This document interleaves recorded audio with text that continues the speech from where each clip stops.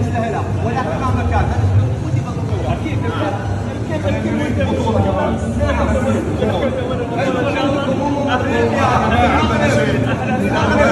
جايينكم ها؟ ان شاء الله. احنا اكيد مستمتعين بهذه الاجواء، اجواء الفرح، اجواء الاخوه، هذا التشجيع اللي احنا قاعدين نشوفه اكيد من خلال وجود الشباب، من خلال وجود الجماهير واستمتاعهم في البطوله واستمتاعهم في التنظيم، مثل ما ذكروا ان دوله قطر دائما سباقه في التنظيم ودائما اولى في ناحيه تنظيم كافه البطولات العالميه. احنا باذن الله راح ان شاء الله نرجع للزملاء او نطلع للاخوان ونشوف معاكم وديما مغرب ديما مغرب. شوفي الدقيقة 11 بكرة.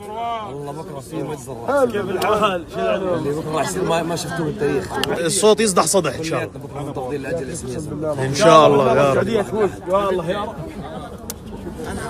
خلي اللي يحكي الواقع هو سيد. اسمع راح نحرمك من المنسف. وش انت انحرمت من التبوله والحمص؟ المنسف حتنحرم منه. حبيبي بتعيدون عقب سوالف كاس اسيا مدفوع وما ادري شنو وبدهاش تزبط وانتم شارينه صح؟ والملعب مايل. هذا بس المرأة مضبوط. حنفوز يا حبيبي حنفوز. اسمع المثل اسمع المثل. بقول لك كثير القوائل قليل الفعايل. اضرب اضرب. وين ربع السعوديين؟ ما في هذه بنفوز انت طالع من دور المجموعات مالكش دخل. انت طالع من دور المجموعات مالكش دخل. انا ما يا منتخبنا المستر. واش العشران هاني كلشي مزيان. جينا دابا لسوق واقف لقينا اماراتيين هادو ولا شنو؟ هادو اماراتيين. اماراتيين فرحانين هنا ياك والسعوديين فرحانين اللي راهم، والمغاربه حنايا علاش لابدين؟ حيت عارفين راسنا راه غادي نديو الكاس. فهمتي خليهم كنجمعوا الجد خليهم الغدا ان شاء الله. خليهم دابا زهاو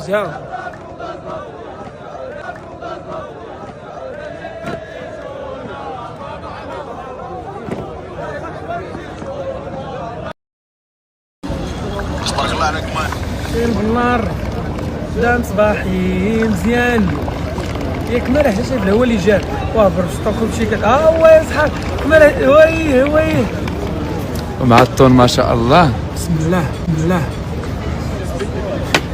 برعني يا سيدي برعني. الله يعطيك الصحة.